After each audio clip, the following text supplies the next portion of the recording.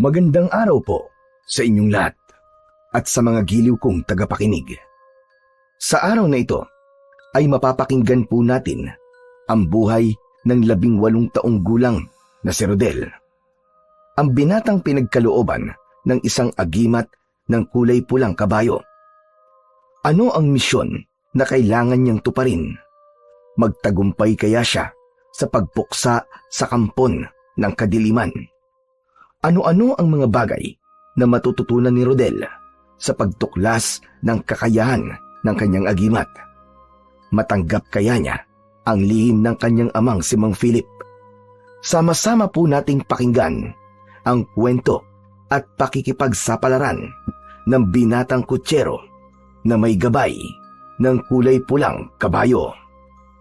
Ngunit bago po ang lahat, mga idol, huwag po nating kalimutan mag-subscribe at i-hit ang notification bell sa aking YouTube channel na The Voice Addict at Apong Isaak para sa mas marami pang makapigil hiningang kwentong aswang at katatakutan mula sa mundo ng kababalaghan.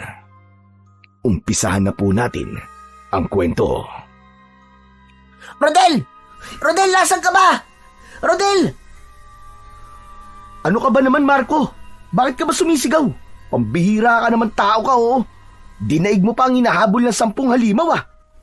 Diyos ko, nandito ka lang pala eh. Kanina pa kitang hinahanap tol eh. Nalibit ko na yata ang buong baryo sa kakaharap sa'yo. Teka, sandali lang. Umayos ka nga muna. Bakit mo ba ako hinahanap, ha? Ano ba kasi yun? O sabihin mo na. Kinakabahan na naman ako sa'yo eh. Tol, ano kasi, masamang balita. Tsak na mabibigla ka. Kasi, ganito, Ano ba kasing balita ang sinasabi mo, Marco? Sa tono ng pananalita mo eh, para bang may nangyari sa pamilya ko eh. Pare, ito na nga, huwag ka mabibigla. Kasi si Buddy eh. Bakit pare? Ano nangyari kay Buddy? Rodel, sumama ka na lang sa akin. Ang hirap ipaliwanag sa'yo eh, tara na. Bilisan mo, kailangan mo tong makita.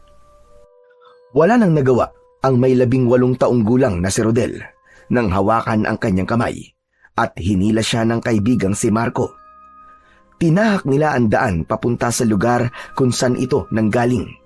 Halos kalad ka rin siya ng kanyang kaibigan. Marating lang nila ang bahagi ng kakahuyang pinagtalian niya sa kanyang alagang kabayo. Wala silang imikang dalawa habang mabilis ang kanilang takbo. Bumundol ang kaba sa dibdib ni Rodel. Pakiramdam niya ay merong masamang nangyari kay Buddy. Halos manginig ang buo niyang katawan dahil sa pag-aalala.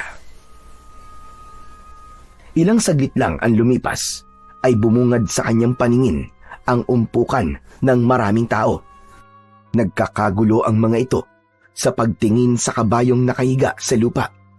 Halos lahat ng nakakakita sa nangyari ay napapaantandang krus at tumitingala pa sa langit. Nang naramdaman ng mga tao ang presensya ni Rodel, umalis sa mga ito sa paligid ni Buddy.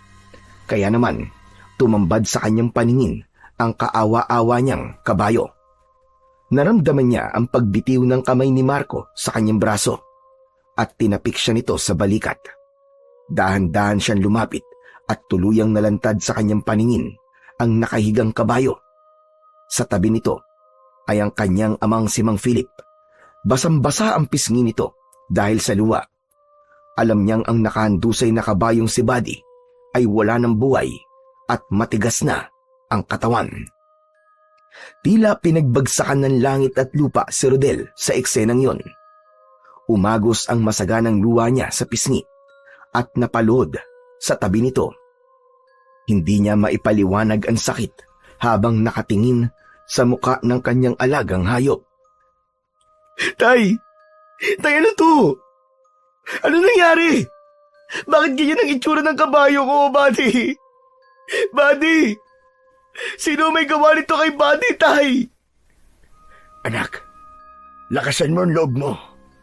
Nakita lang siya ng kaibigan ko na wala ng buhay na nakahandusay dito sa lupa.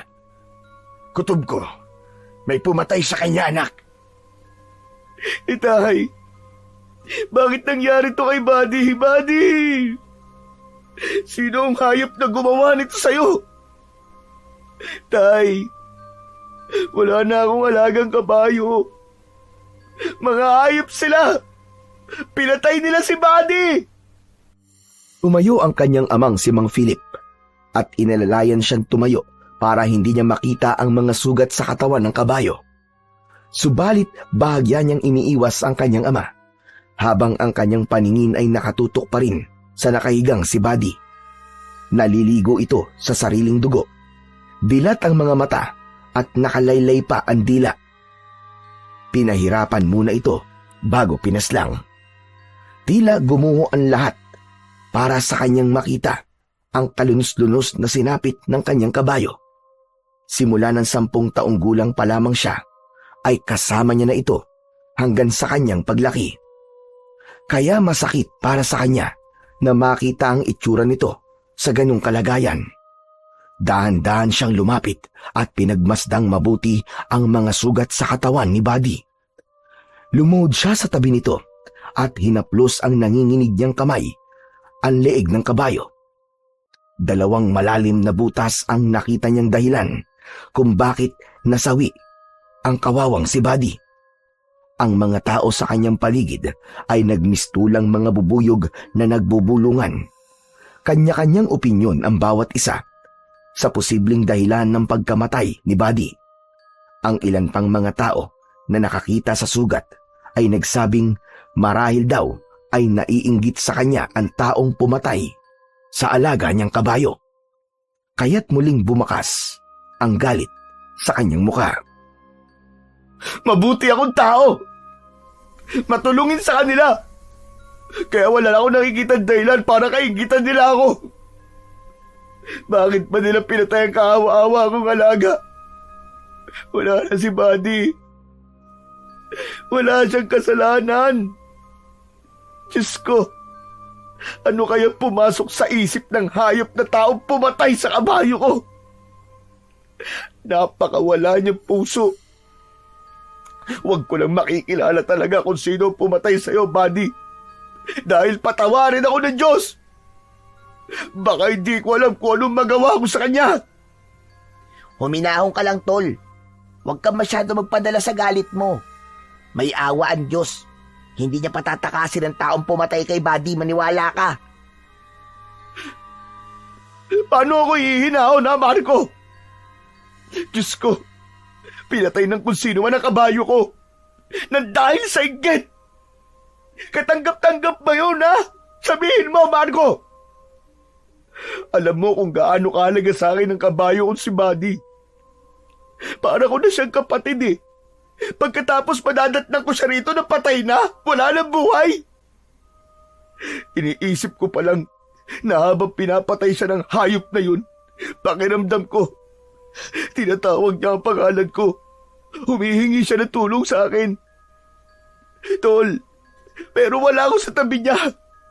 Wala akong nagawa, hindi ko siya natulungan. Patay na ang alaga ko. Anak, hindi pa naman tayo sigurado kung sino talaga ang pumatay at may gawa nito sa kanya. Kaya wala tayong ibang magagawa kundi ang bigyan na lamang siya ng maayos na libing. Tayo, hindi pwede yun. Gagawin rin po niya sa iba ang ginawa niya sa alaga ko. Kaya kailangan mahuli na kagad ang taong yun. Eh sino nga, anak? Sino nga ang gagawa nito? Hindi tayo pwedeng maniwala sa sinasabi lang ng mga tao. Mahalaga pa rin na sigurado tayo sa sinasabi natin. Kaya mabuti pa. At nakita naman na yan ni Kapitan. Ibaon na lang natin siya sa kakauyan. Bigyan natin ng maayos na libing. Wala na tayong magagawa sa kabayo mo, anak. Patay na siya.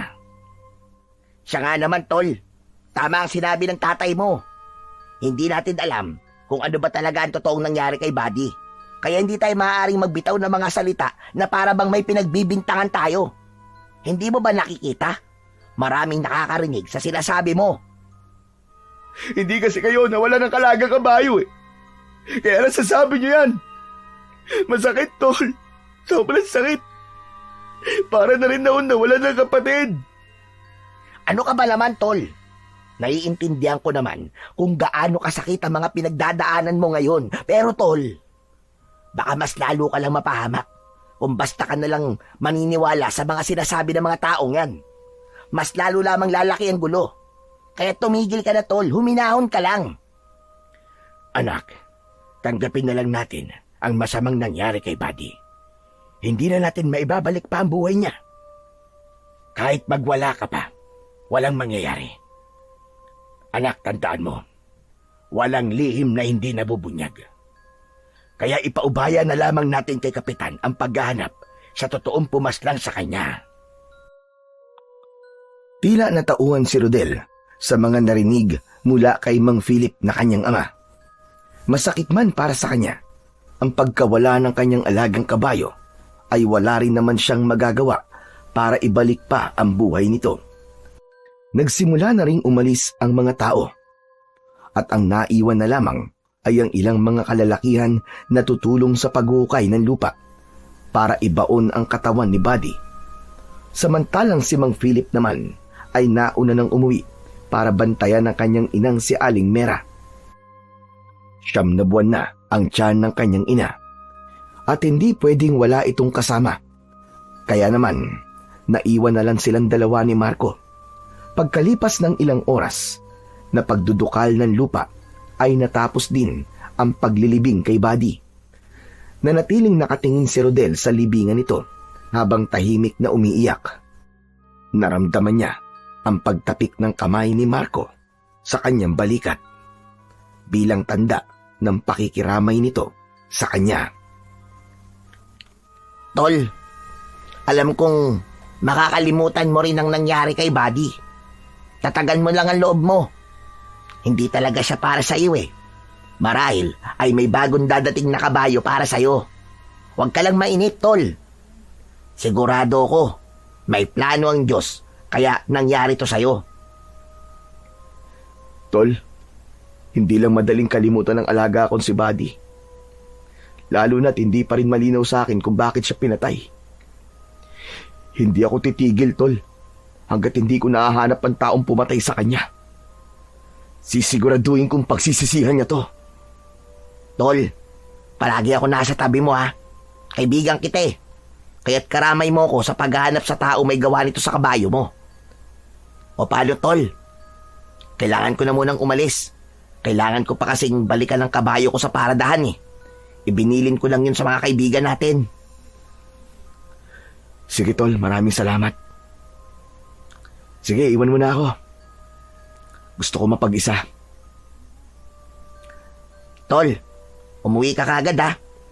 Wag ka magpapaabot ng dilim dito sa gubat. Alam mo naman na maraming mababangis na hayop sa lugar na to. Isang tango ang itinugon ni Rodel sa paalala na yon ni Marco bago niya muling binalingan ang buhaghag na lupang itinabon sa katawan ng kanyang alagang kabayo. Kahapon lang ay masaya pa sila na gumala sa buong kakahuyan para maghanap ng malawak na damuhang pwede niyang pagpastulan dito. Narinig na lamang niya ang papalayong yabag ng paa ng kaibigan bago tuluyang kumalat ang katahimikan sa kanyang paligid. Ngunit maya-maya pa ay bigla na lamang siyang nakarinig ng isang malakas na pag-alingaw-ngaw ng halinghing ng isang kabayo. Nagmula yun sa madilim na bahagi ng kakahuyan. Napaangat siya ng muka at inilinga ang kanyang paningin sa paligid.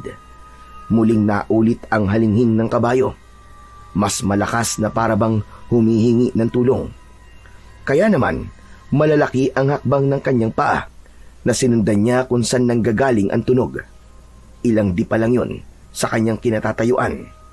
Umikot siya sa pinanggagalingan ng ingay. Sa likod mismo ng punong madalas niyang pagtalian sa kanyang kabayo, doon nagmumula ang paghuni. Bumilis ang tibok ng kanyang puso habang hindi inaalis ang paningin sa 2 paa ng kabayong nakalitaw sa likod ng puno. Kulay pulang kabayo ang nakikita niya. Nangihina at habol ang sariling hininga. Napupuluputan ito ng baging sa katawan. Pati na sa leeg. Bahagya na ring may sugat ang kabayo dahil sa ilang beses nitong pagpupumiglas doon. Pati na ang bibig nito, kaya pala halinghing lang ang nagagawa ay dahil may nakagapos doon na matinik na baging. Nagpalinga-linga siya sa paligid para magbaka sakaling may ibang tao na nandoon. Ngunit na lamang niyang mag-isa lamang siya sa gubat na yon. Naku, sandali lang ha. Huwag ka mag-aalala. Tutulungan kita. Konting tiis lang. Sandali. Naghanap ng 2 bato si Rodel sa lupa para yon ang gamitin niyang pamputol sa baging. Sakto naman na nakita niyang may matalas na 2 bato sa tabi ng kabayo. Dali-dali niya itong dinampot at doon mismo pinitpit niya ang mga baging. May pagkakataon pa na tinatamaan ng bato ang kanyang kamay, pero tuloy lang siya sa pagliligtas sa kulay pulang kabayo. Tumagal yon ng halos 20 minuto bago niya tuluyang natanggal ang baging. Nagkaroon din siya ng sugat sa kanyang mga kamay na hindi naman niya iniinda ang sakit. Saka niya pinagmasdan ang nakahiga pa ring kabayo sa lupa. At tila kinausap niya ito na para bang si Buddy lang ang kaharap niya. Kaya lang, hindi pa rin siya makapaniwalang may ganong uri ng kabayo. Kakaiba ang kulay at kakaiba rin ang tindigan. Nang tuluyang maalis niya ang mga baging sa katawan ng kabayo, ay tumayo na siya at kinausap muli ito. Hoy, pulang kabayo. Kaya mo bang tumayo, ha? Pasensya ka na, ha? Natagalan ng pagtanggal ko sa baging. Ano ba kasing ginagawa mo sa lugar na to? Naliligaw ka ba, ha? Taga Karatig Rancho ka ba? Halinghing lang ang itinugon nito sa kanyang tanong. Para bang naninibago siyang hindi na si Buddy ang kinakausap niya. Pero umaasa siyang wala sanang may-ari sa kabayo.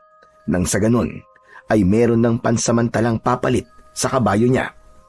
Gumalaw ito habang iniluluhod ang unahang paa nito para makatayo ng tuluyan sa lupa.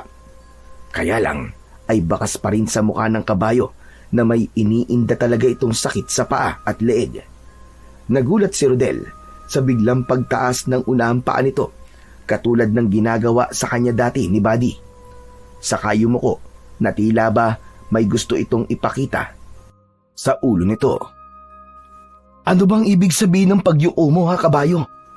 Dati kasi, kapag si Buddy ang gumagawa niyan, iniisip kong may nangangati sa kanyang ulo. Pero, syempre, iba sa kanya. Kaya hindi ko alam kung ano ang gusto mong sabihin sa akin. Magkakasunod ulit na paghalinghing ang ginawa ng kabayo, kasunod ng pagtaas ng kaliwang paa nito sa unahan. Pagkatapos ay paika-ikang umikot na tila sinasabi nitong kunin ang buhok nito sa ulo. Kaya naman, ginawa niya kung ano ang pagkakaintindi niya sa ibig sabihin ng kulay pulang kabayo. Napakunot ang kanyang noo nang mapansin ang nakatirintas na buhok nito na tila ba may sumadyang gumawa nun. Parang nagbunot lang siya ng tanim ng halaman dahil agad niyang nakuha ang nakatirintas nitong buhok. Halos kalahating dipa ang haba nun. Pinagmasdan niyang mabuti ang bagay na yon. Ngunit nagulat si Rodel nang kumalat ang liwanag sa kanyang mga kamay. Umulupot ang hawak niyang buhok sa braso niya. Nabitiwan niya ang tila buhay na buhok at bumagsak yon sa lupa. Nanlalaki ang kanyang mga matang titig na titig sa pulang kabayo. Ano yun, ha? Bakit gumalaw ang buhok na kinuha ko sa ulo mo kanina? Teka, anong klaseng nilalang ka ba? Muling humalinghing ang kulay pulang kabayo at tinapak-tapakan ang nakatirintas na buhok sa lupa saka tumingin sa kanya. Kaya naman, napilitan siyang damputin yun na para bang may humihila sa kanyang malakas na puwersa para hawakan yun.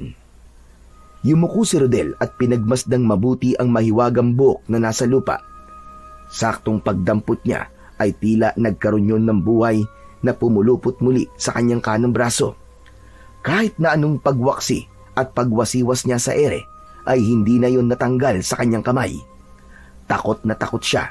Pakiramdam niya ay para itong ahas na nakapalupot sa kanyang braso. Natatarantang napapatingin siya sa gawi ng kabayong nakatitig lamang sa kanya. Para bang pinag-aaralan din ito ang kanyang galaw. Diyos ko! Ano ba to? Tanggalin mo to, hoy! Pulang kabayo, ano ka ba? Anong ibig sabihin nito? Aray! Tulungan mo akong alisin ang buhok na to sa braso ko! Ano ba to?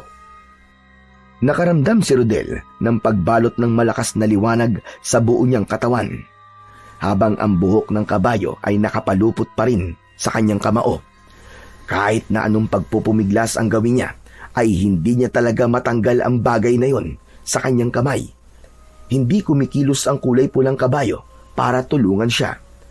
Lumitaw ang liwanag sa kanyang kamay at bumalot yon sa katawan ng kabayong nakatayo sa kanyang harapan. Naghilom ang mga sugat nito sa binti at leeg. Umangat ang paa nito sa lupa at lumutang sa ere. Taktong paglapat muli ng mga paa nito sa lupa ay nagsalita ito. Bagamat hindi nito ibinubuka ang bibig, alam niyang may tinig siyang naririnig habang nakatingin siya sa mga mata ng kabayo. Tila ba sa pamamagitan ng kanilang paningin ay nagagawa siya nitong kausapin. Sinabi nitong huwag siyang matakot dahil ang agimat sa kanyang braso ay biyayang nagmula sa kulay pulang kabayo. Ito raw ang gabay ng agimat na ibinigay sa kanya. Isang uri ng kapangyarihang magagamit niya laban sa kampon ng kadiliman na maghahasik ng lagim sa kanilang baryo. Kailangan din daw paghandaan ni Rodel ang pagsalakay ng isang pangkat ng mga aswang na uubos sa mga ipapanganak pa lamang na sanggol, at kasama raw ang kanyang ina sa mga dapat niyang protektahan. Anak ng teteng, oo. Nasisiraan na ba ako ng ulo? Resulta na ba ito ng labis kong galit kanina? Muling sumagot ang kulay pulang kabayo. Sinabi nitong huwag niyang baliwalain ang mga sinasabi nito dahil darating na ang pagsalakay ng mga aswang na manananggal. Anak nang, ano ba yan? Ano bang aswang ang pinagsasasabi mo, ha?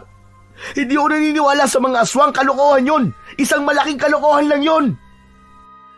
Muling humalinghing ang kulay pulang kabayo, ngunit sa pagkakataong yun ay mas lalo itong lumapit sa kanya. Nalaman ni Rodel na ang kulay pulang kabayo ay ang magsisilbing tagapagbantay niya sa oras na lalaban na siya sa mga aswang. At totoo ang aswang na sinasabi nito. Isang patunay raw na naririnig niya ang sinasabi nito, indikasyon ng malakas na epekto ng agimat sa kanyang katawan. Itigil mo na nga ang kalokohan mo, pulang kabayo! Ang kulay mo pa nga lang eh. Hindi ko na alam kung paano ko ipapaliwanag sa mga magulang ko eh. Baka nga hindi ka pa nila tanggapin eh. Pagkatapos haharap pa ako sa mga aswang. Kaya kung sino ka man na naglalaro sa isip ko, lumayas ka! Layuan mo ako! Hindi kita kailangan. Kaya kung pwede, bawiin mo na tong agimat ko no sa braso ko. Saka wag mo madamay-damay ang nanay ko rito ha. Pagkatapos kitang tulungan eh, bibigyan mo ako ng parang sumpa. Problema lang naman ang hatid dito sa buhay ko eh. Tila nainis sa kanya ang kulay pulang kabayo at sinipa siya nito ng bahagya. Ngunit natumba pa rin siya sa kanyang kinatatayuan at tinitigan siya nito ng masama sa kanyang mga mata. Nakita niya ang refleksyon ng kanyang sarili sa mga mata nito. Tila gusto niya nang maniwala sa mga sinasabi ng kulay pulang kabayo. Kung ganun, teka, totoong ikaw ang gabay ng agimat na to? At kaya kita naririnig ay dahil sa buhok na to? Pero teka. Bakit ako? Masyado nang magulo ang buhay ko. Huwag mo lang dagdagan, pambihira naman, oo. Hindi ako nararapat sa kapangyarihang to. Iba na lang ang piliin mo. Hindi raw nito dinadagdagan ng kanyang problema, kundi siya raw ang pinili ng agimat dahil sa pagiging mabuti niya sa mga hayop. Nalaman ni Rodel na asbar ang pangalan ng kulay pulang kabayo at masaya raw itong makilala siya. Maya-maya pa ay muli itong nagsalita. Ipinaliwanag nito na ang lahat ng nakikita niyang liwanag, pati na ang kulay ng balat ng kabayo, ay siya lamang daw ang nakakakita. Kaya walang dapat na ipag-alala kung sakaling isasama niya ito sa kanilang bahay. Nang sa ganun, madali para sa pulang kabayo ang mabantayan siya at masigurong ligtas siya sa lahat ng oras. Manganganib daw ang buhay ng bagong tagapangalaga sa agimat. Paano yan? Makakatanggi pa ba ako? Nabanggit mo nang nasa panganib din ng nanay at kapatid ko. Hindi ko lang alam kung anong sasabihin sa akin ni tatay. Natiti akong magugulat silang lahat dahil nagkaroon kagad ako ng kabayo na kapalit ng alaga kong si Buddy. Muling umalingaw-ngaw ang malakas na paghalinghing ng kabayo, kasabay ng pag-angat ng dalawang paa nito sa unahan. Batay sa kilos nito, sinabi ng kabayo na hindi raw tao ang may gawa sa pagkamatay ng kabayo niya. Kagagawan daw ito ng isang aswang na manananggal. Kaya naman, napatayo si Rodel at matagal na napatitig sa mga mata ng kabayo.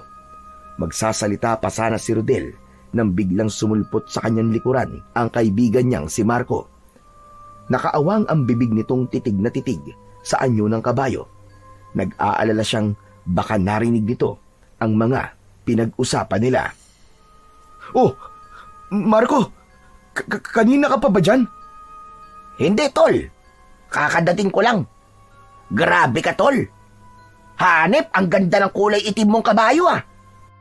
Wow, ang pogi naman.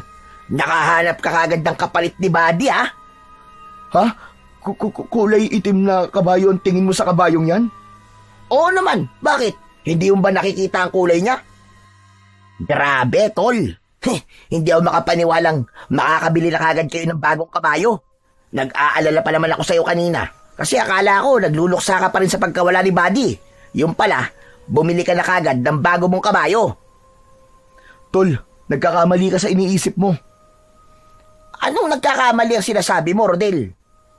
Magiging sikat ka na naman dahil sa matikas mong kabayo. Yun ang panigurado. Saka lang naalala ni Rodel ang buhok na nakapalupot sa kanyang kamay. Kaya mabilis niya yung itinago sa kanyang likuran. Subalit hindi naman yun nakaligtas sa paningin ni Marco. Uy! Teka sandali lang, tol. Ano yung tinatago mo sa likod mo, ha? Ha? Wala to. Hehehe, anong wala? Halata naman sa'yo na may tinatago ka sa likod mo, ha? Patingin nga, ano ba yan? Baka naman nabasag na yung kabao mo dahil sinuntok mo mga puno rito.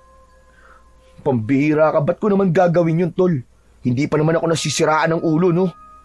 Kung hindi, ano nga nasa likod mo? Patingin ako, sige na. Kahit anong gawing pag-iiwas ni Rodel, ay nahila na ni Marco ang kanyang braso at nalantad dito ang itinatago niyang buhok ng kabayo. Kaya lang, binitiwan din ito ang kanyang kamay at nagtakang tumingin sa kanya. Siraulo ka talaga, Rodel, eh. Pinakaba mo naman ako, eh. Akala ko talaga may tinatago ka riyan. Wala naman pala. Tara na nga, ang lakas mo talaga mag-trip. Masaya akong buo pa rin ang kamao mo, tol. Ha? Wala kang nakikitang buhok sa kamay ko, Marco? Pambihira naman, oo. Ano bang buhok ang pinagsasabi mo, Rodel? Ikaw talaga kahit kailan, palagi mo na lang akong pinag-iisip. Tara na nga.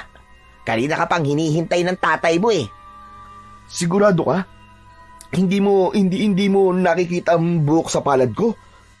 Ayan, hindi nga natatanggal, eh. Ano to? Ang ibig sabihin, ako lang talaga nakakakita sa buhok na nasa kamay ko. Pambihira. Akala ko niloloko lang ako ni Asbar. Hoy, pare. Ano ba binubulong-bulong mo? Anong nangyayari sa'yo? Sino ba kinakausap mo? Malinis ang palad mo. Wala akong nakikitang buhok sa kamay mo. Tara na nga. Bigla ako nag-alala sa'yo, eh. Baka naman namamaligno ka na sa lugar na to. Di kaya nasisiraan ka na ng isip. Ang mabuti pa kaya, ako na magdadala ng kabayo mo sa bahay nyo. Tara na. Bigla tuloy akong pinagtasan ng balahibo sa katawan, eh. Hindi na pinilit pa ni Rodel na maniwala ang kaibigan sa mga sinasabi niya. Marahil ay totoo nga ang sinasabi ng kulay pulang kabayo na siya lang talaga ang nakakakita sa buhok na nakapulupot sa kamay niya. Ni hindi nga napapansin ni Marco ang totoong kulay ng kabayong kasama niya. Inilalayan na lamang siya nitong maglakad palabas ng kalsada. Nakita niya ang nakaparada nitong kalesa sa gilid ng daan. Pagdating doon ay yumuko ang kulay pulang kabayo sa kanya. Nagpapahiwatig yun na dito siya sumakay. Sinabi nitong walang sino man ang dapat na makakaalam tungkol sa kakayahan niya at sa agimat. Maya-maya pa ay sumakay na siya sa likod nito. Pagkalipas ng ilang saglit ay narating nila ang bahay ni Mang Philip. Natanaw niya kagad ang matanda habang gulat na gulat ang anyo nito. Hindi na nakapaghintay ang kanyang ama at agad itong lumapit sa kanilang kinaroroonan. Nauna siyang bumaba ng kabayo, kasunod ang kaibigan niyang si Marco. Rodel, anong ginagawa ng kabayong yan dito? Kanino yan? Tay, nakita ko lang po sa gubat kanina. Wala naman po may-ari kaya dinala ko na lang po dito sa atin. Ano ka mo? Walang may-ari? Aba, nasisiraan ka na yata ng ulo, Rodel eh. Pwede bang walang may-ari ang isang magandang kabayong katulad niyan? Hala, sige. Isoli mo yan doon sa gubat at baka mamaya ikaw pa ang habulin na may-ari niyan. Wala tayong ibabayad. Tay, kahit tanungin niyo pa po si Marco, wala po talaga nagmamay-ari sa kabayong yan.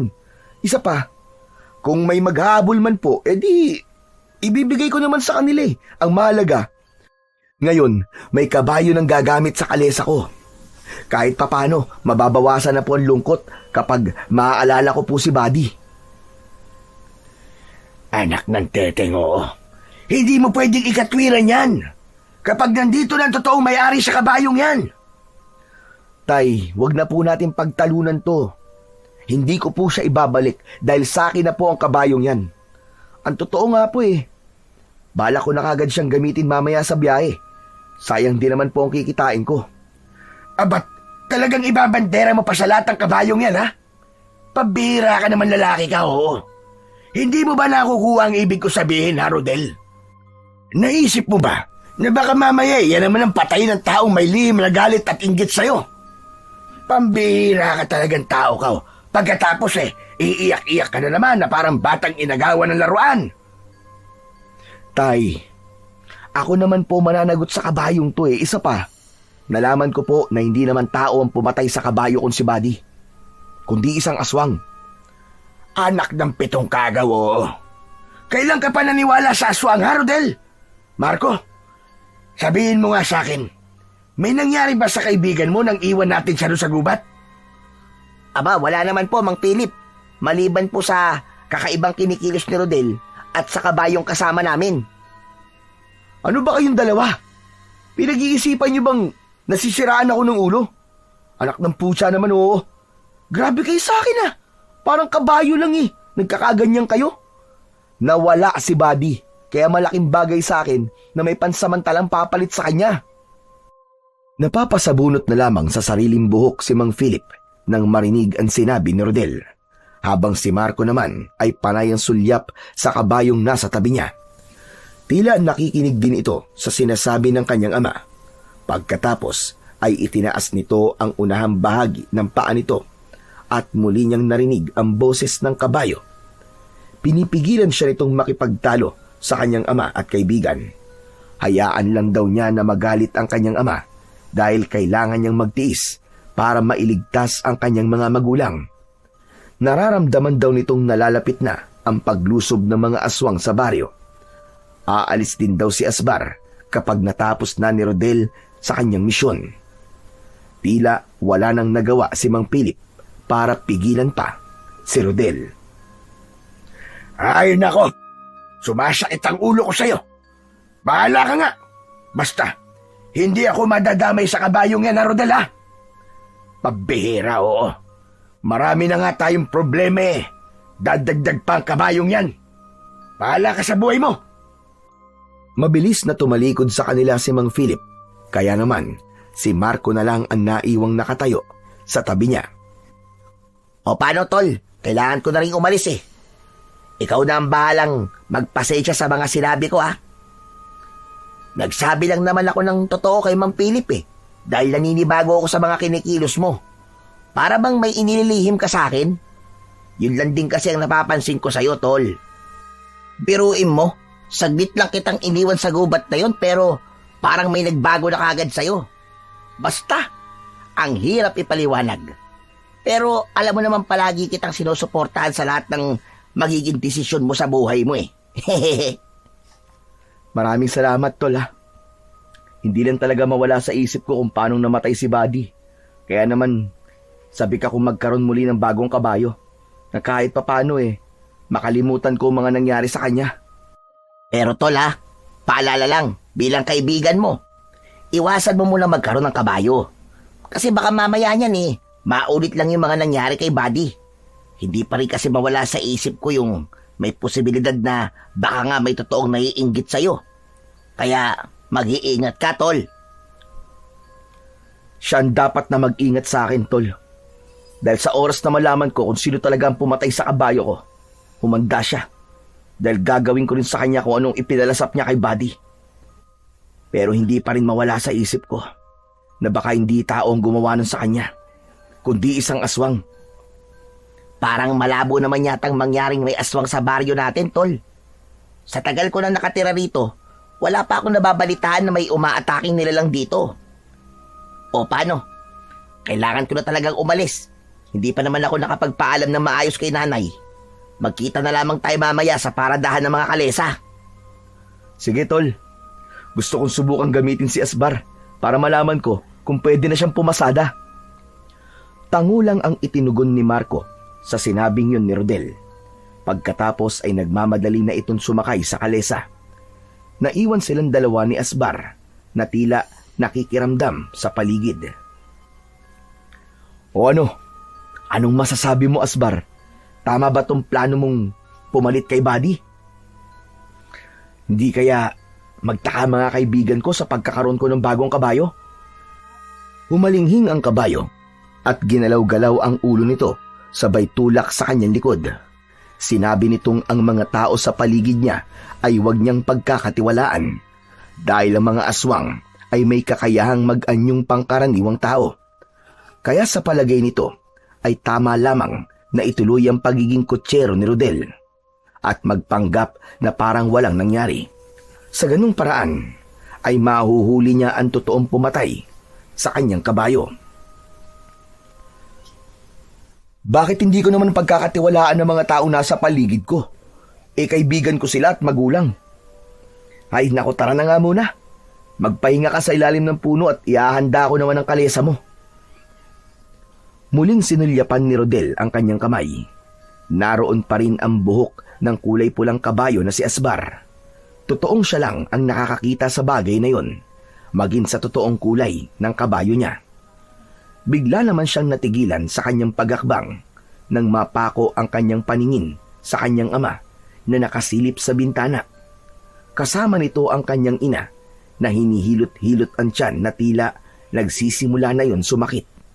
Kanina pa pala siyang pinagmamasdan ng kanyang ama at ina.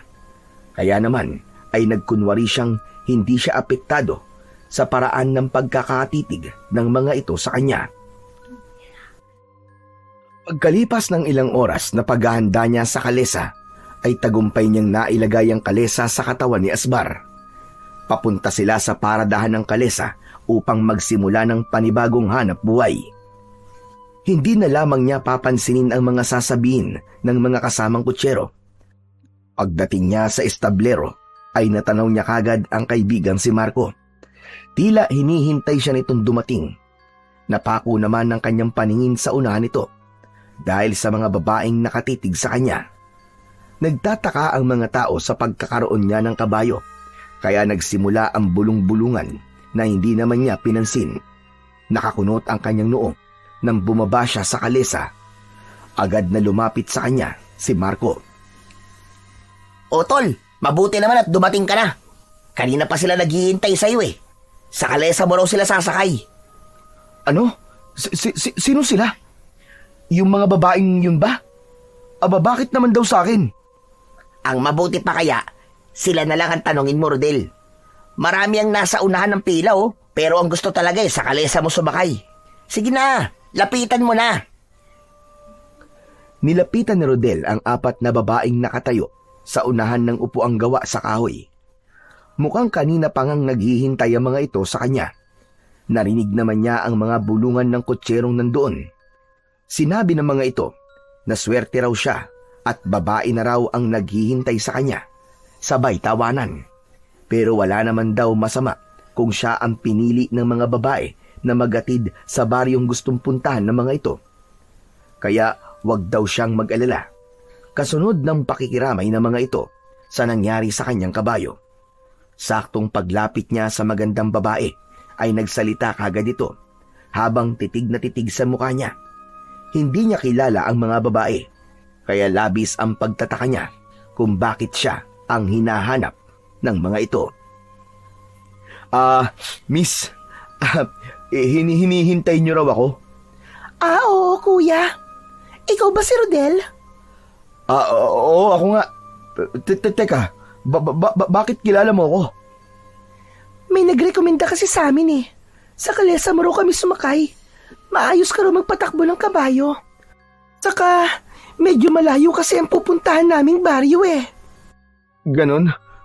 Pero, sino ba nagrekomenda sa akin sa inyo? Nakakahiya naman kasi sa mga ibang kutsero na nandito eh. Mamaya pa kasi ang pila ko eh. Nakakahiya naman kung ako ang mauuna sa kanila, di ba? Pasensya na, pero si Lola Iska nagsabi sa amin na ikaw lang daw ang pumapasada sa baryong pupuntahan namin. Kaya huwag ka na mag-alala dahil kinausap ko na mga kutsero nandito at pumayag naman sila. Ano, si Lola Iska ba ka mo?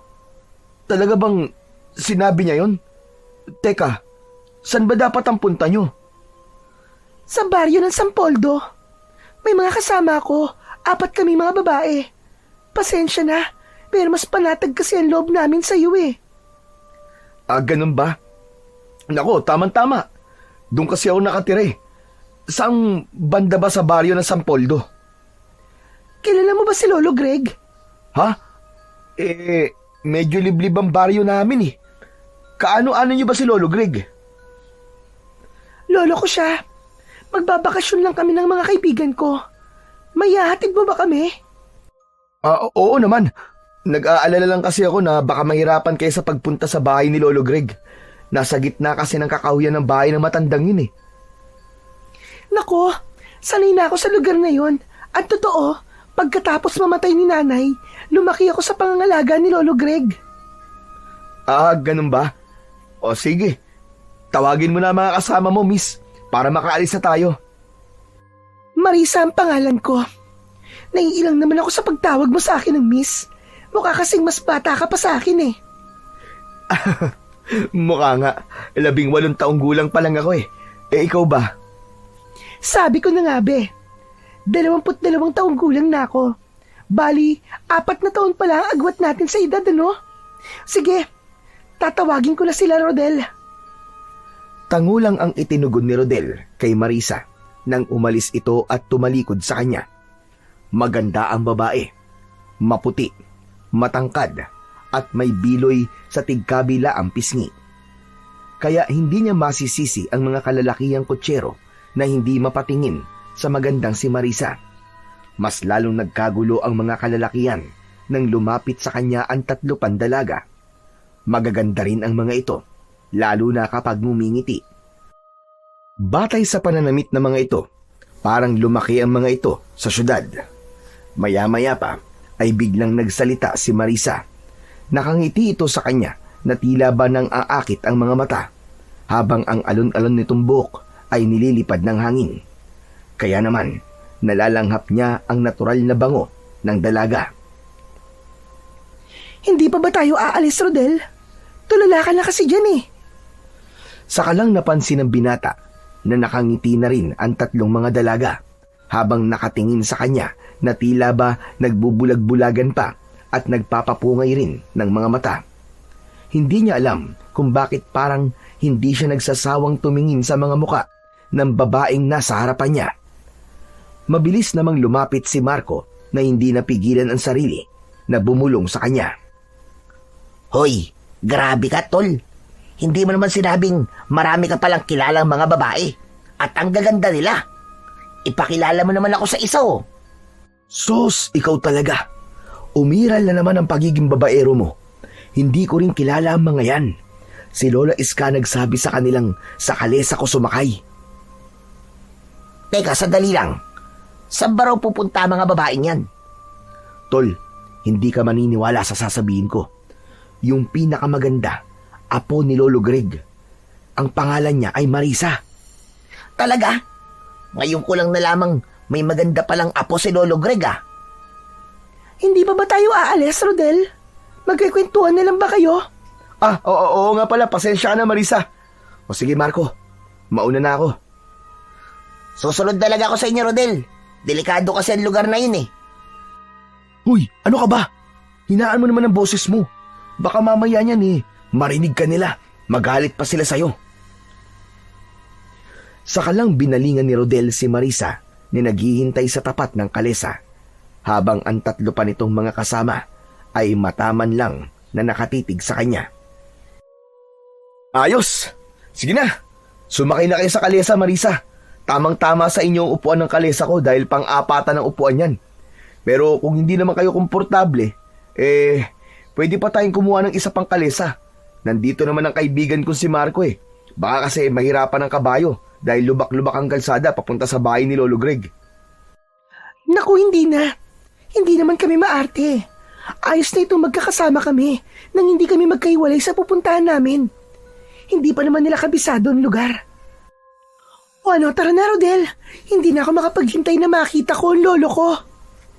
O sige na, sumakay na kayo nang makaalis na tayo. Inalalayan isa-isa ni Rodel ang mga kamay ng apat na dalaga sa pagsampa sa kalesa. Halos lahat ng dalagang nagpapatid sa baryo ay si Rodel ang pinipiling maghatid sa mga ito. Hindi naman maitatanggi na marami na rin ang nakapagsabing gwapo siya at malakas ang dating. Kaya naman talagang hinahabol siya ng mga babae. Hindi na lamang niya pinapansin dahil iba ang gusto niya sa buhay. Ang makapag-ipon na muna ng pera bago mag-asawa. Saka masaya siyang tumutulong sa kanyang mga magulang. Masaya rin siyang buhay binata. Walang inaalalang gastusin para sa pamilya. Kundi ang iniisip lamang niya ay ang kanyang mga magulang. Likas kay Rodel ang pagiging matulungin, lalo na sa mga hayop.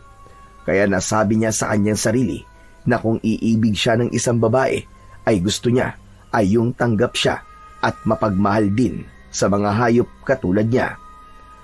Yun ang nagiging batayan niya sa pagiging mabuting asawa.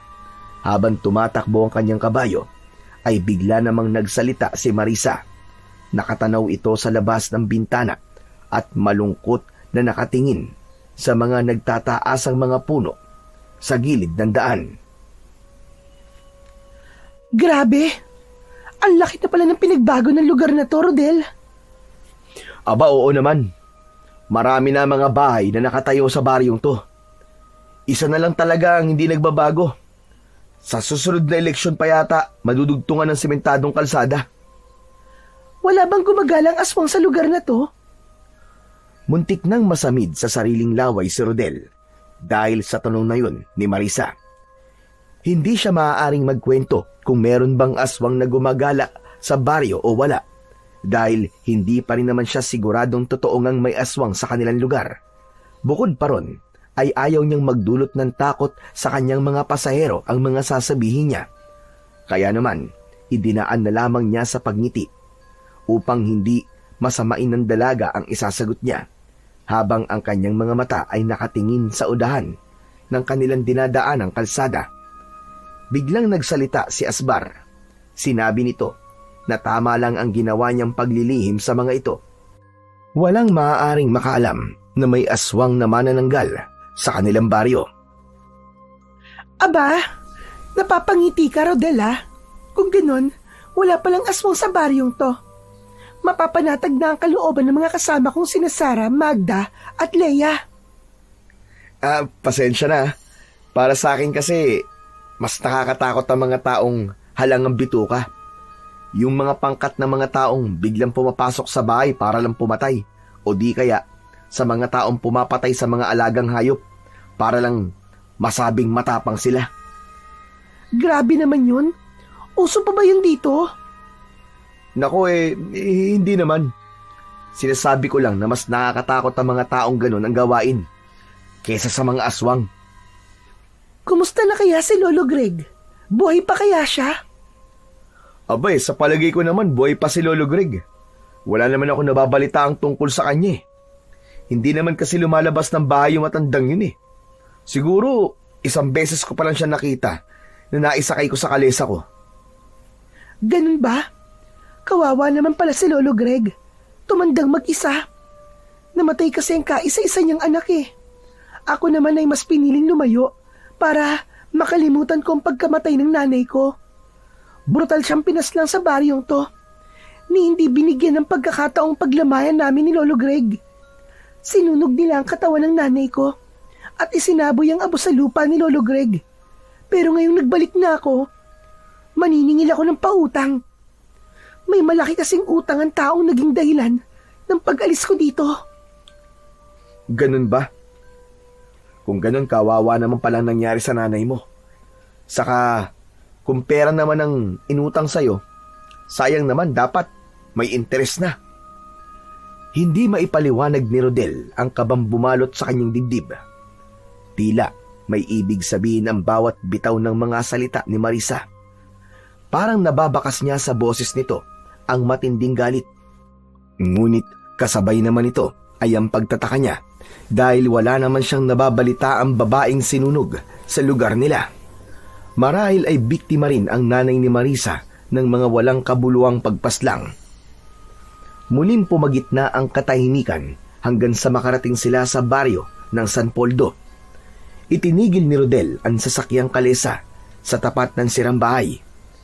Kailangan pa ng mga babae na maglakad papasok sa kakawyan para makarating sa bahay ng matanda. Nahihiya naman siyang mag-alok dito ng tulong para ihatid ang mga ito sa pupuntahan, kaya't nahabol na lamang niya ng tanaw ang papalayong mga dalaga.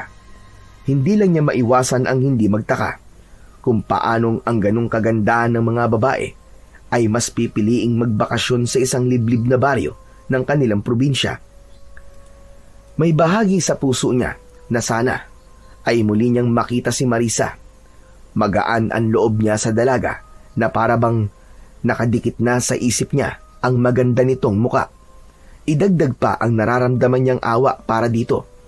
Maya-maya pa ay nagpasya na siyang bumalik sa kalesa.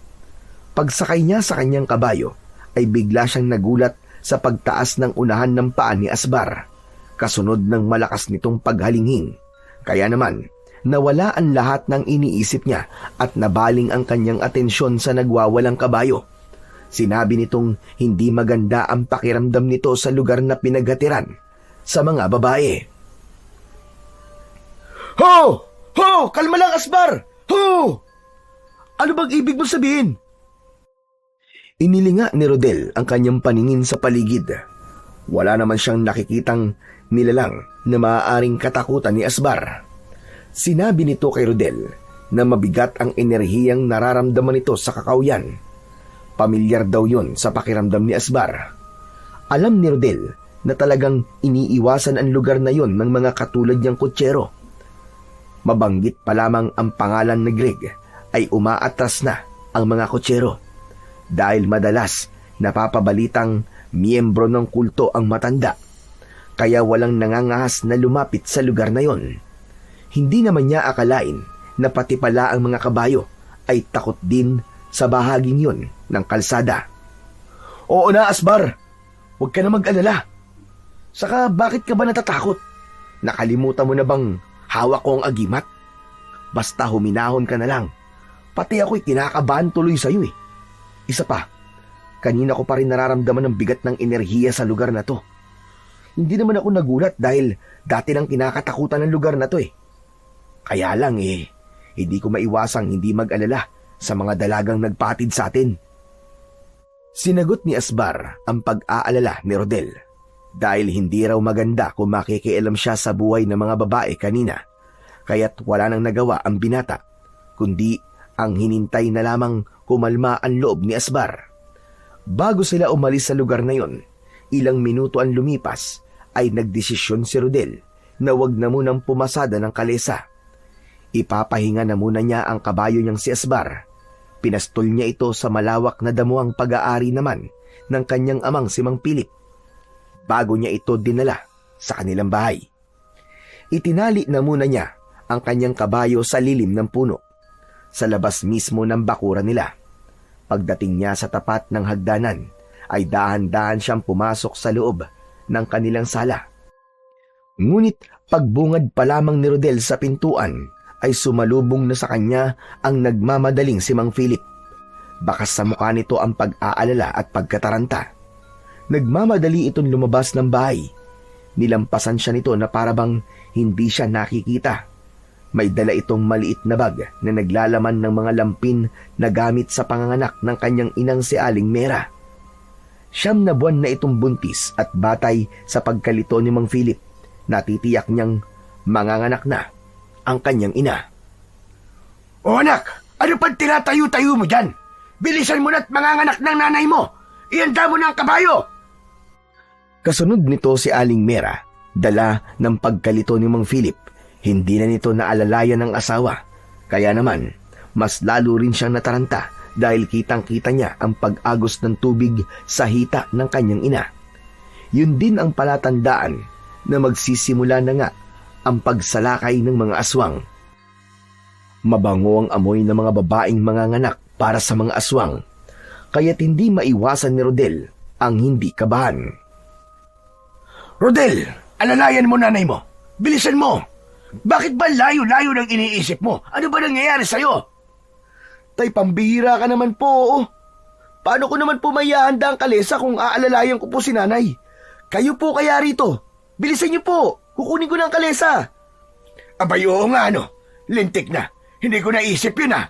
Dalian mo anak. Napapailing na lamang si Aling Mera sa asawa na kahit hawak nito ang sariling bewang ay nagagawa pa rin itong tumawa. Mabilis naman na kinuha ni Mang Philip ang kamay ng kanyang ina para ito ang umalalay dito. Habang siya naman ay malalaki ang hakbang na lumapit sa kinaroroonan ng kanyang kabayo. Malapit pa naman ang dumilim, kaya hindi niya maipaliwanag sa kanyang sarili kung bakit bigla na lamang siyang kinabahan. Nanginginig ang kanyang kamay na tinanggal niya ang lubid na nakatali sa puno at hinaplos ang ulo ng alaga niyang kabayo na si Esbar. Pero imbis na makisimpatya sa kanya si Esbar, ay tila natatawa pa ito sa nakikitang pagkakataranta sa kanilang mga kilos. Lumiwanag bigla ang sandatang nakapalupot sa braso ni Rodel, kaya ang ngiting yun ng kabayo ay tila naglaho at nagpalipat-lipat ang tingin kina Rodel at Aling Mera. Sinabi nitong ang pagliwanag ng buhok ng kabayo ay palatandaan ng isang nagbabadyang panganib. Bigla ang pagbundol ng kaba sa kanyang dibdib dahil hindi siya nagkamali sa kanyang nararamdaman. Maya-maya pa ay dumating naman ang kaibigan niyang si Marco. Humahangos itong lumapit sa kanya. Tol, ano nangyari? Saan niyo dadali si Aling Mera? Manganganak na si Nanay Tol. Dadali na muna namin siya sa pinakamalapit na pagamutan. Ganun ba? O sige, iatid ko muna tong pasero ko at susunod ako sa inyo ron. Sige Tol, salamat. Mabuti na yung may makakasama ako sa daan. Bigla kasi akong kinabahan para mapanatag din ang loob ko. Huwag ka mag-alala Tol. Nakahanda akong tumulong sa'yo. Dito man lang makabawi ako sa lahat ng atraso ko sa'yo. Kasabay ng pagtalikod ni Marco kay Rodel ay ang pagsigaw naman ng kanyang ama. Nagmamadali ito habang nakaalalay pa rin sa asawa. Hindi naman naalis sa isip niya ang mga sinabi ni Marco sa kanya bago ito tuluyang sumampa sa kalesa at nagmamadaling umalis dahil wala naman siyang naaalalang may atraso ito sa kanya.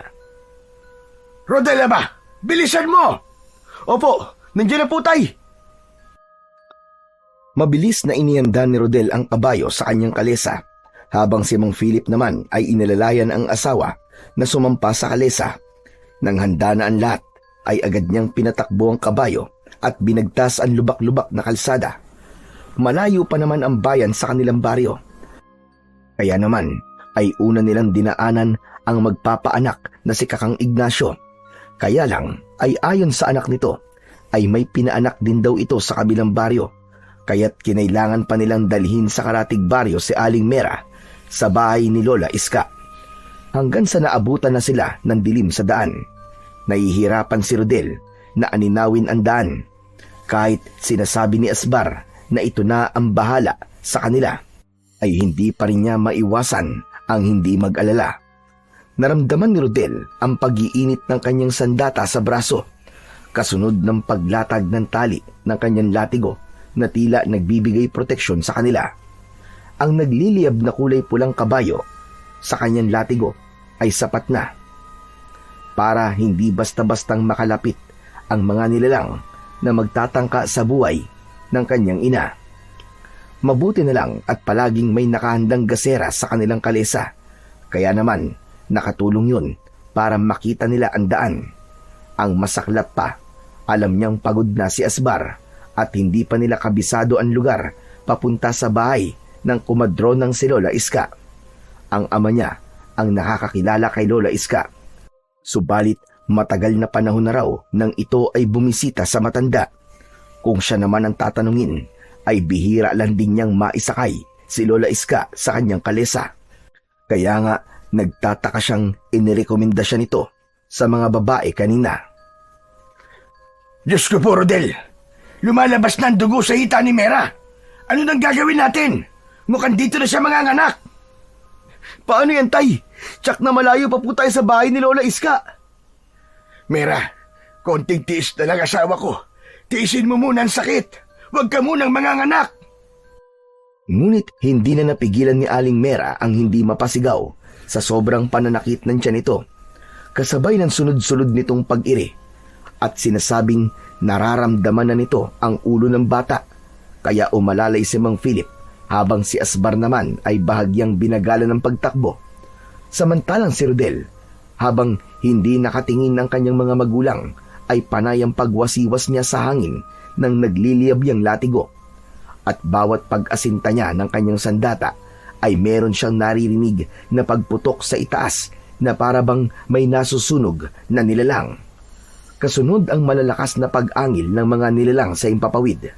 Maya-maya pa ay bigla silang nakarinig ng malakas na paghuni ng isang malaking ibon sa impapawid. Kaya't natigilan sila at nagkatingin ng mag-ama. Kanina pa nila naririnig ang malalakas na pagaspas ng pakpak sa impapawid na tila ba umiikot lang yun sa kanilang kinaroroonan. Tay, ang mabuti pa po ipagpatuloy ko po ang mabilis na pagpapatakbo sa kalesa para po kasing may kung anong nilalang nasa taas ng puno Mabuti pa nga, anak. Kanina ko pa naririnig na tila may nasusunog na kung anong bagay sa hangin. Sige po, Tay. Kumapit lang po kayo at wag niyo pong aalisin ang tingin niyo kay nanay. Ito na po! Ha! Ha! Sa muling pagpalo ni Rodel sa likod ni Asbar gamit ang tali, ay biglang umangat ang unahang paa nito. Kasabay ng paghalinghing ng malakas, sinabi nitong ang mga ingay sa itaas ng puno ay dahil sa aswang na manananggal na kanina pang nakasunod sa kanila. Idinagdag pa nito na marami na siyang nalalagas na aswang sa bawat paghagupit niya ng latigo. Kaya naman, halos lahat na ng aswang ay nasa itaas at nakasunod sa kanila. Kung kinakailangan ay wag na raw niyang isipin na makikita ng kanyang ama ang ginagawa niya para maprotektahan ang kanyang ina. Mabuti na raw na naipon ang mga manananggal sa kanilang kinaroroonan nang sa ganun ay wala nang iba pang madamay na buntis. Kaya habang abala ang kanyang ama sa pag-aasikaso sa kanyang ina, ay tumayo siya sa upuan. Sa itaas, tumingin siya at mabilis na sinalubong ng tingin ang mga manananggal sa impapawid. Halos umabot ang mga ito sa 10 manananggal na umaangil ng sabay-sabay. Nagmistulang kulungan ang daan dahil sa madilim na pagtaklob ng mga nakadipan nitong mga pakpak.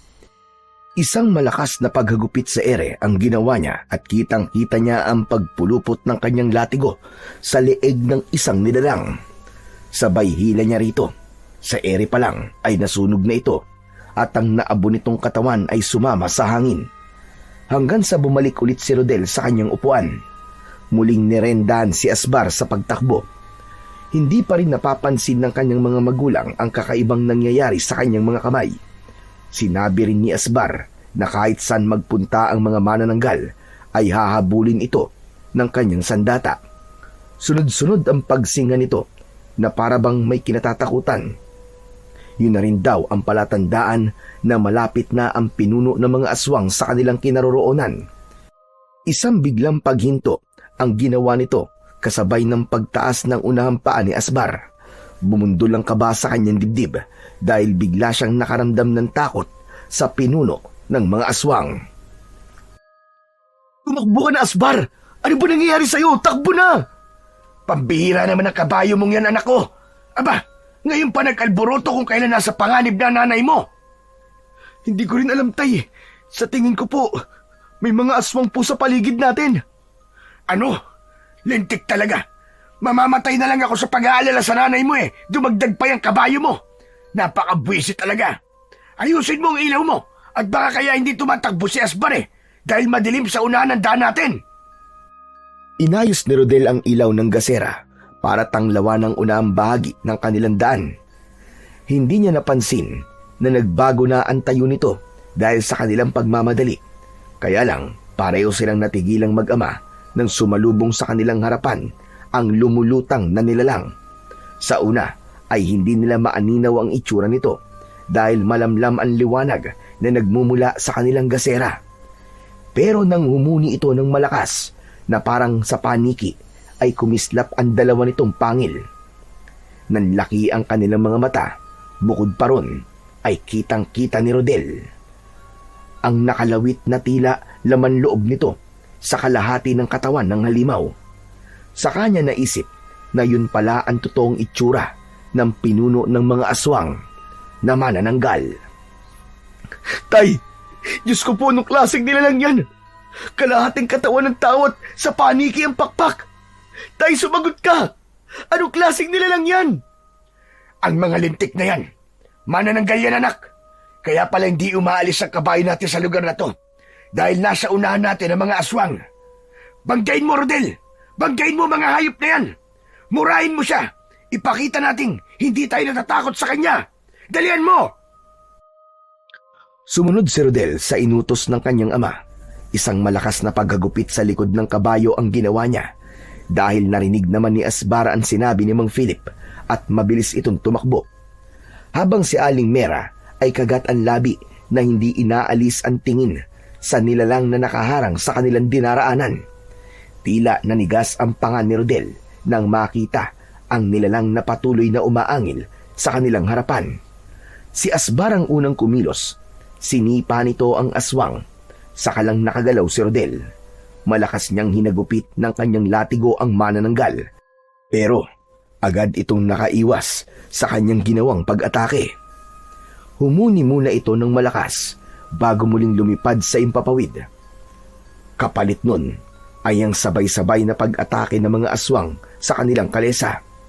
Nagpagewang-gewang ang kanilang sasakyan habang patuloy na binabangga ng mga ito ang kanilang kalesa.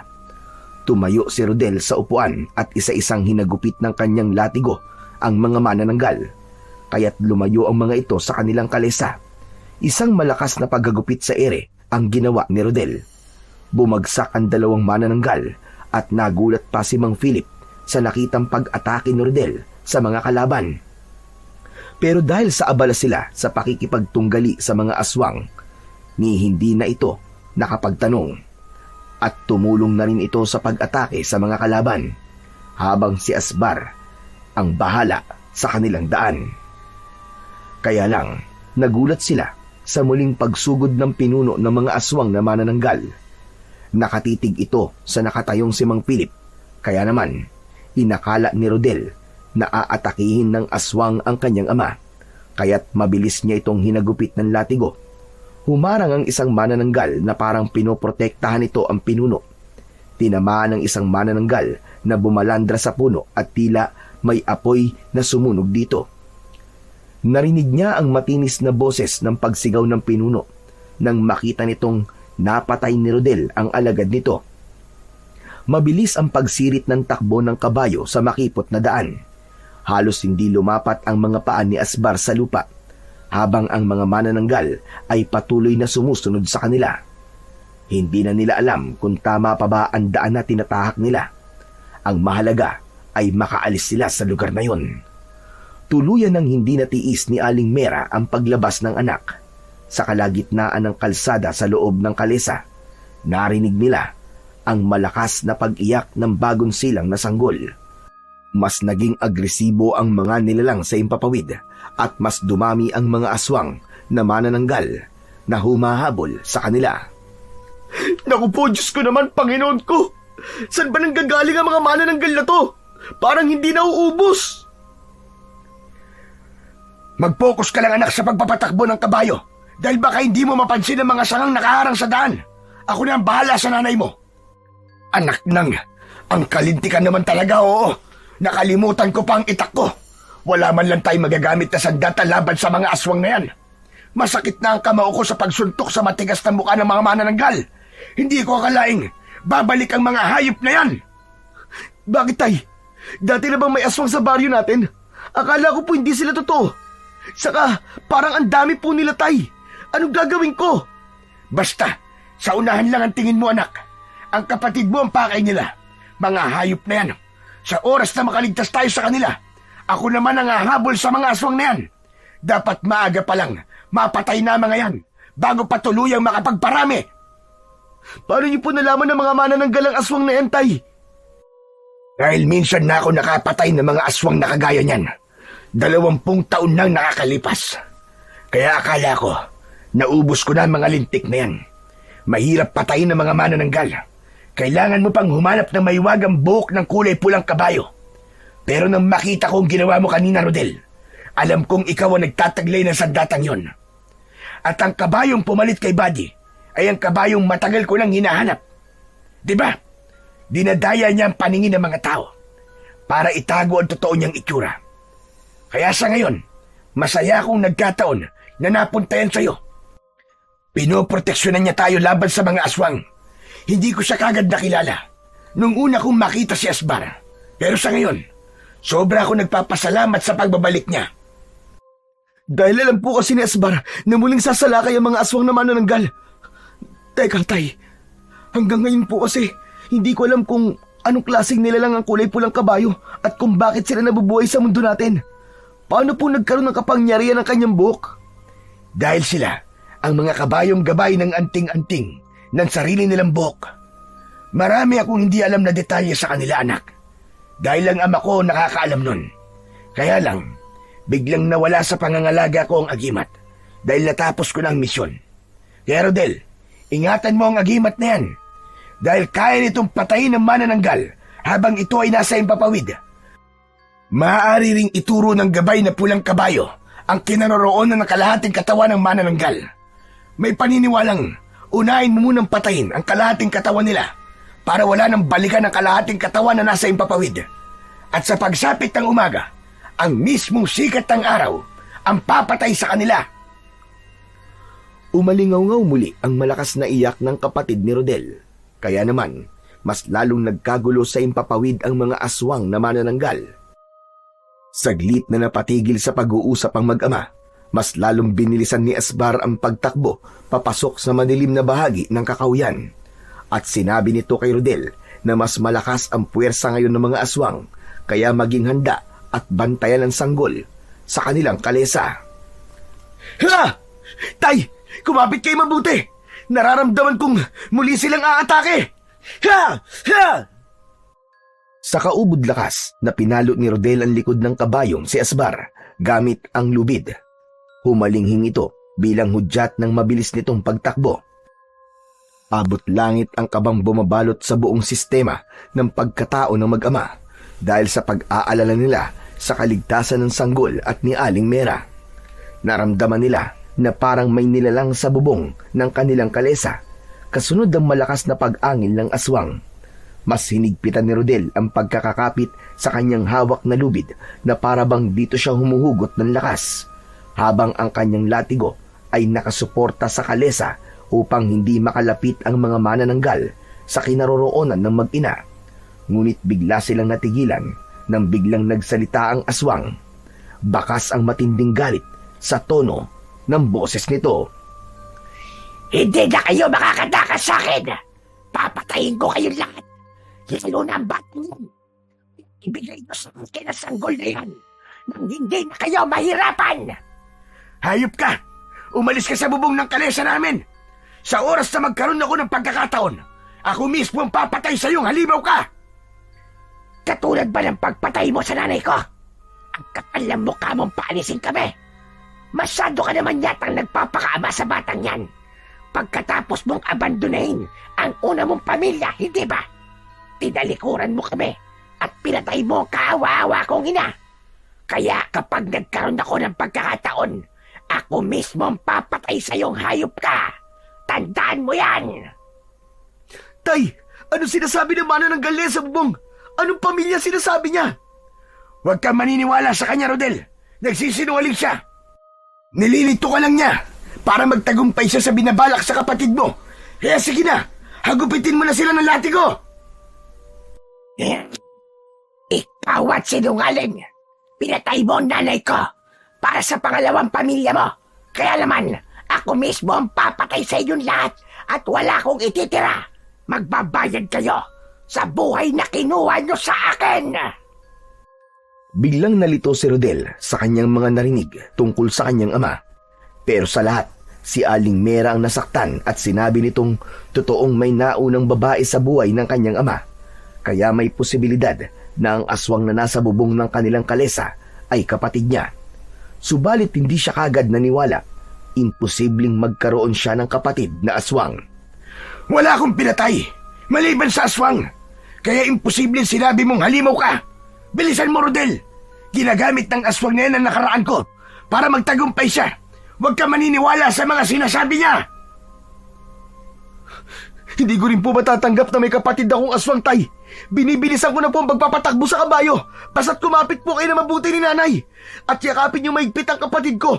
Paliliparin ko sa bilisang kabayo kong to. Ha! Ha! Ha! Dahan-dahan lang, anak, ang paggagupit ng latigo sa likod ng kabayo.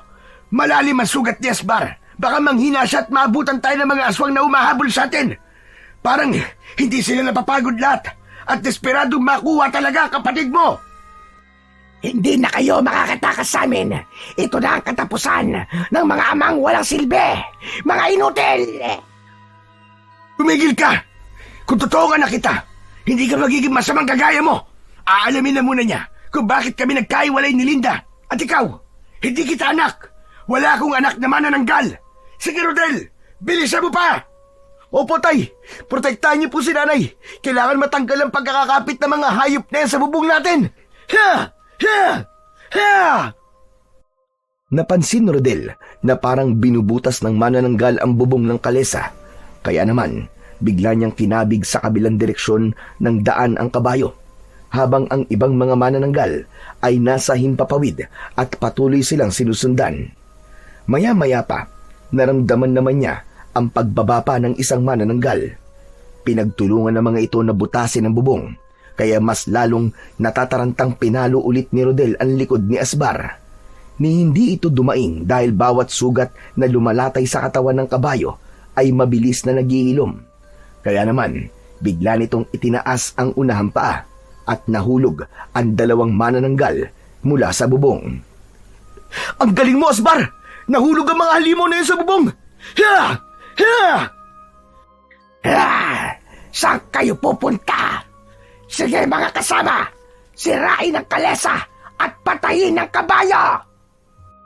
Muling sumirit sa pagtakbo ang kabayo papunta sa kabilang daan ng baryo, habang panay pa rin ang linga nila sa paligid at sa hulihan ng kanilang daan. Kaya't kitang-kita niya ang isang manananggal na muling nakakapit sa huliang kahoy ng kanilang kalesa. Papaakyat na ito para kunin ng kanyang kapatid. Buong tapang naman na magkakasunod na pagsuntok sa mukha ng aswang ang ginawa ni Mang Pilip. At dahil dalawang kamay ang gamit ng manananggal sa pagkahawak sa kahoy, sinalo nito lahat ang malalakas na suntok ng kanyang ama. Kaya't nakabitaw ito at muling umalingaw-ngaw ang ingay ng pagaspas ng pakpak ng aswang. Tay! Nay! Ayos lang po ba kayo dyan sa likod? Sa unahan ka lang tumingin, anak. Ako nang bahala dito at baka maaksidente pa tayo. Maraming mga aswang na umahabol sa atin dahil mabangong-mabango sa kanilang amoy ng sanggol, lalo na kapag bagong silang. Kaya halos nag-aagawan sila sa pagpatay sa kapatid mo. Kaya't magmadali ka. Lintik talaga mga aswang na yan. Tayo pa talaga na tsempuan. Tay, totoo po bang nagkaroon kayo ng pamilya sa una bago kami ni nanay? Paano po kung totoong anak niyo ang pinuno ng mga aswang? At hindi lang ang tungkol sa pagpatay nila sa kapatid ko ang pakay nila dahil balak lamang po niyang magiganti sa inyo. Hindi nakasagot si Mang Philip. Habang mabilis ang takbo ng kanilang kalesa ay napansin niya ang pamilyar na kalesa na nakasunod sa kanila. Agad niyang nakilala ang sasakyan ni Marco.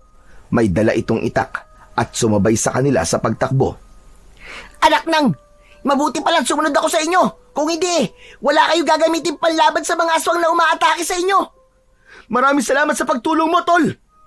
Sige, Tol, gamitin mo muna ang itak na to. Nakaalalay ako sa inyo. Nandito lang ako sa uliang bahagi ng sasakyan nyo. Mag-iingat kayo, Tol. Mabilis ang kanilang pagpapatakbo ng sasakyan. Ganon din ang kabayo ni Marco. Ibinigay ni Rodel ang itak kay Mang Philip dahil meron na siyang latigo. Habang ang maririnig na ingay ay ang iyak ng sanggol. Tunog ng nyabag ng paa ng kabayo at ng malakas na pagaspas ng pakpak sa impapawid. Ipinagpatuloy nila ang pagtakas sa mga aswang habang tinatahak ang madilim na daan na ang tanging tanglaw lang ay ang malamlam na ilaw ng kanilang gasera. Dahil madilim at madalas ang paglingon ni Rodel sa gawin ng kanyang mga magulang at kapatid, hindi niya naiwasan ang pagtama ng kahoy sa kanilang kalesa.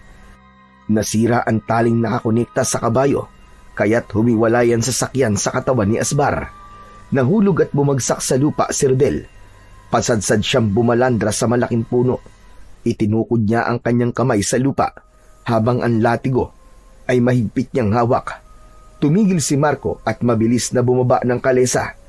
Inalalayan nito kagad ang mga magulang ni Rodel para ilayo sa bahaging yun. Tuluyan ang hinintay ni Rodel ang pagdating ng 3 manananggal. Ito na lamang ang natitira sa mga aswang dahil napatay na niya ang iba. Tayong dalawa magtos! Ako ngayon ang harapin mo! Isang malakas na pagsipa sa ere ang pinakawalan ni Asbar bilang pagsang-ayon sa mga sinasabi ni Rodel, habang ang kanyang ama naman ay tumabi sa kanya para makipaglaban rin sa mga aswang gamit ang itak.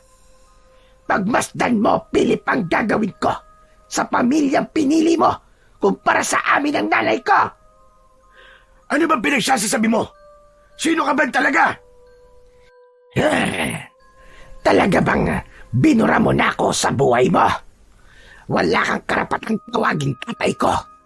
Kaya Philip, makinig ka. Ito na ang araw na pinakahinihintay ko. Ang patayin ng taong pumatay sa nanay ko. Kung ganun, si Linda, siyang manananggal na napatay ko. 20 taon na ang nakakaraan. Pero ang buong akala ko, iniwan niya ako at inilayo ka niya sa akin.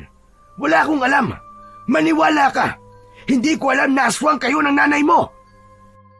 Hindi siya aswang nang kayo ay magsama. Naging aswang siya dahil nalaman ng nanay ko na may anak ka na sa babaeng ipinalit mo sa kanya.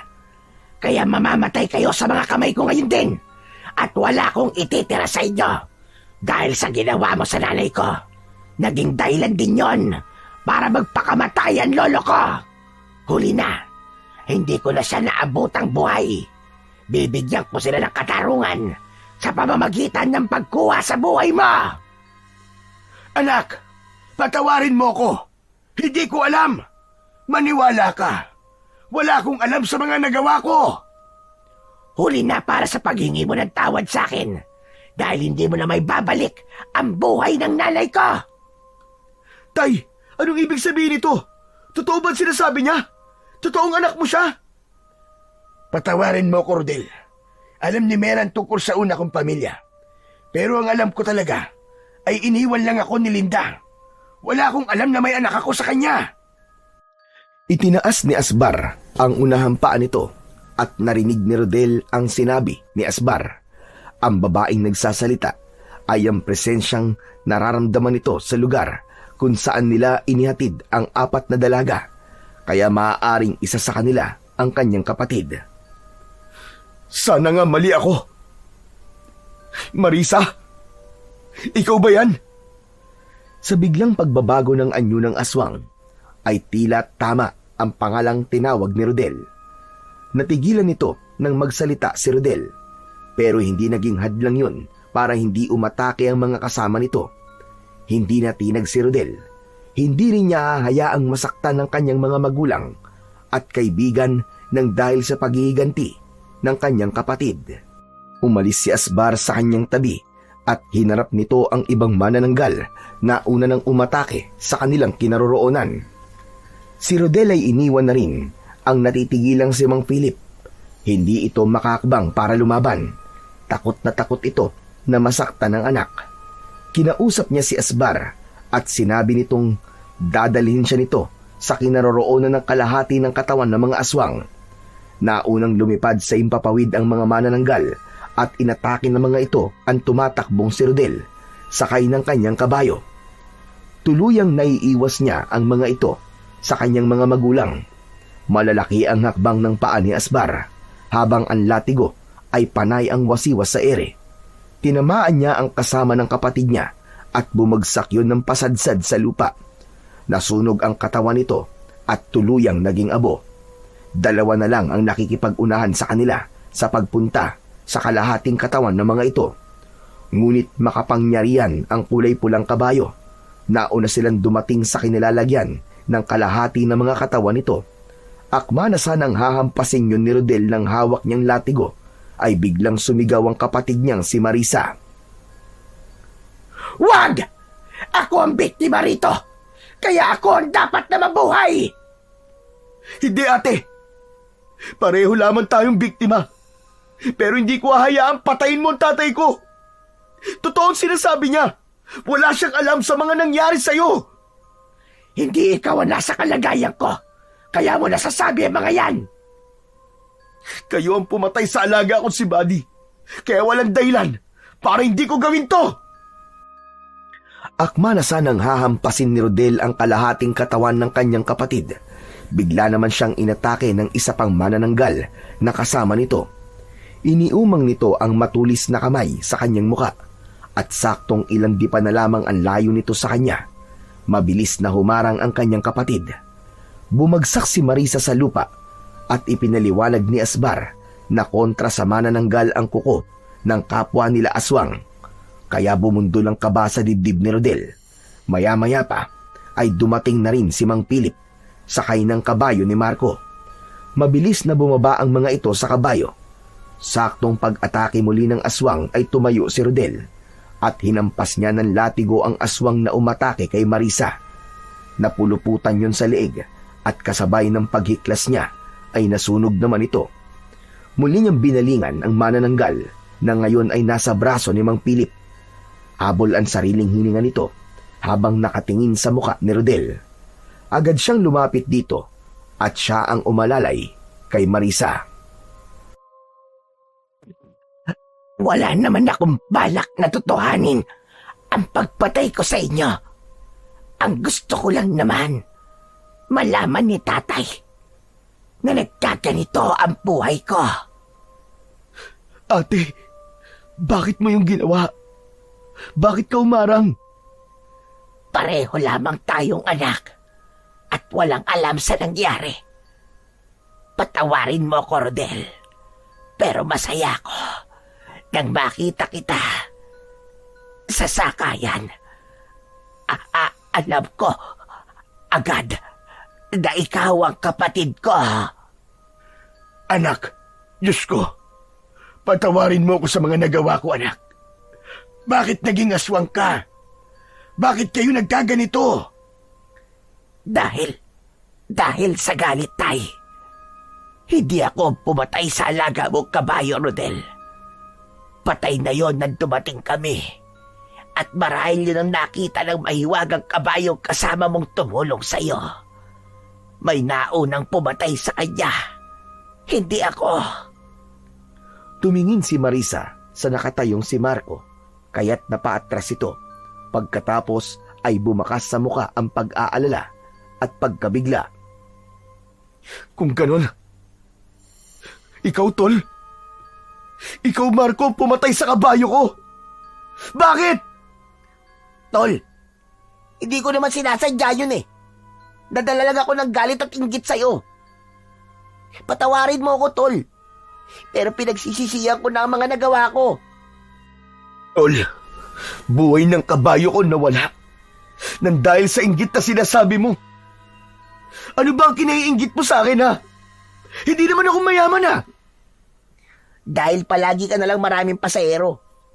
Pareho naman ang trabaho natin, pero mas malaki pa ang kinikita mo sa akin.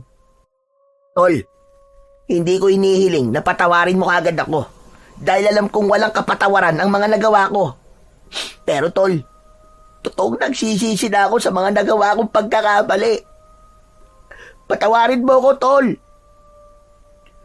Hindi ako makapaniwalang ikaw na kaibigan ko pa ang papatay sa nag-iisa kong kabayo. Tol, patawarin mo ako. Hindi ako naging mabuting kaibigan sa'yo. Mabuti naman at alam mo. Tol! Marco, huwag mo ako matawag-tawag na Tol. Dahil ang totoong kaibigan, hindi gagawin ang bagay na yon. Makakaalis ka na. Dahil ayoko nang makita pa ang pagmumukha mo. Sinungaling ka, traidor! Sige na, umalis ka na. Bago pa man dilim ang paningin ko sa'yong hayop ka. Wala nang nagawa pa si Marco nang ipagtulakan ito ni Rodel dahil kahit saan patignan ang ginawang yun ni Marco ay desisyon ng isang taong walang puso. Hindi matanggap ni Rodel na sa kapatid pa niyang si Marisa malalaman ang pagtatraidor sa kanya ni Marco. Muli niyang binalikan ng kanyang kapatid habang hinahabol ang sariling hininga. Gawin mo na. Ilapat mo na ang latigo sa kalahating katawan ko. Nang hindi ko na maramdaman ang sakit. Sige na, Rodel. Ate, hindi ko kaya. Nakikiusap ako sa'yo. Lumaban ka. Asbar, sabihin mo, may magagawa ka ba para iligtas ang ate ko? Asbar! Malungkot na yumuko si Asbar habang hindi makatingin sa kanya. Si Mang Philip naman ay nagpalipat-lipat ang tingin sa kabayo at kay Rodel. Tila nakikiusap din ito kay Asbar. Tay, alam ni ate ang tungkol sa agimat na papatay sa kanya, Tay. Diyos ko, Marisa. Anak, alam mo mapanganib sa iyo ang agimat ng kapatid mo, pero sumugod ka pa rin. Kung ganon, binalak mong mamatay sa kamay ng kapatid mo. Ganon na ba kasama ang tingin mo sa akin, ha? Para gawin mo to. Tuluyan ang bumalik ang tunay na anyo ni Marisa habang nakahiga ito sa braso ni Mang Philip. Wala nang magagawa ang kahit na anong klaseng malakas na kapangyarihan sa oras na masugatan na ito ng kuko ng kapwa nito aswang. At hindi na nila maililigtas ang kapatid. Maghihintay na lamang sila ng pagsikat ng araw para sa kamatayan nito. Ngunit dahil sa kahilingan ni Marisa kay Rodel para hindi na ito mahirapan, hinaplos nito ang latigo at unti-unting tinupok ng apoy ang buong katawan ni Marisa kasama ng kalahating katawan nito. Umalingaw-ngaw ang malakas na pag-iyak ni Rodel at Mang Philip sa pagkawala ni Marisa. Sa braso ko, sa mga kamay ko namatay ang aking anak. Hindi ko man lang siya nayakap. Hindi ko man lang nakuha ang kapatawaran niya. Diyos ko, ang anak ko. Patawarin mo ko, Marisa. Patawarin mo ko, anak. Tay, wala po tayong kasalanan. Hindi po natin alam ang totoong nangyari sa kanya. Ang mahalaga kahit sa kahuli-huli ang sandali po, mas pinili po niyang maging mabuting nilalang para sa atin. Inalalayan ni Rodel na tumayo si Mang Philip. Bagsak ang balikat nitong nakatungo sa lupang iniwanan ng bakas ni Marisa. Naramdaman ni Rodel ang awa para sa kanyang ama. Alam niyang hindi rin ito kagustuhan na nangyari sa kapatid niya. Dahil walang ama, nahahangaring mapahamak ang sariling anak. Kaya naniniwala siyang hindi man sa ngayon ay darating ang panahon na magkakaroon din sila ng pagkakataong muling magkasama-sama sa panahong wala ng galit sa isa't isa at pagmamahal na lamang ang natitira sa puso nila. Nang pumagitna ang katahimikan sa kanilang tatlo, ay nagpaalam naman sa kanila si Asbar. Malungkot itong umalis dahil hindi raw yun ang inaasahan nitong katapusan ng aswang na nagbalik sa baryo. Hindi ito masayang merong mga nagbuwis ng buhay dahil sa galit at inggit ng isang kaibigan. Kasabay ng pag-alis ni Asbar, ang paglaho ng kanyang agimat na latigo sa kanyang mga kamay. Malungkot man ang katapusan ng buhay ng kanyang kapatid. Nakasama naman niya ito sa loob ng kanyang kalesa, habang siya ang tanging kutserong pinili nito. Tapat na ang ilang oras na nagkasama sila upang masabi niyang ang aswang na manananggal ay naging isang mabuti ring nilalang sa ngalan ng pagiging magkapatid nila. Sa ginawa naman ni Marco kay Rodel, patunay lamang na ang inggit sa kapwa ay walang maibubungang maganda sa buhay ng tao. Makakagawa ka ng kasalanan na habang buhay mong pagsisisihan, dahil ang kapalit nun ay ang pagkawala ng tunay mong mga kaibigan. Sabi nga sa banal na Biblia, sa Pedro Kapitulo 2, versikulo 1, ang pagtalikod sa inggit ay bahagi ng paglago sa pananampalataya, dahil kapag ang pagmamahal sa Diyos ang papairalin, hindi ka magkakasala at makakagawa ng pagkakamali. Sa kasalukuyan ay napatawad ni Rodel ang kaibigan si Marco. Sinubukan itong bayaran ng kabayo bilang pagpapakita ng totoo nitong paghingi ng tawad. Ngunit hindi yun tinanggap ni Rodel dahil para sa kanya, ang paghingi ng tawad ng kanyang kaibigan ay pagpapakita ng tunay na intensyon nito na nagsisisi na ito sa kanyang ginawang kasalanan. Matapos ang mga pangyayaring ito, ay nagkaroon muli ng kabayo si Rodel sa tulong ng kanyang ama, at magkasama muli sila ng kaibigan si Marco sa pagbiyahe ng mga kalesa nito. Wala ng galit, wala ng inggit, tanging totoong pagkakaibigan ng naiwan na minsang sinira ng inggit, ngunit muli namang binuo ng pagpapatawad at pagmamahal.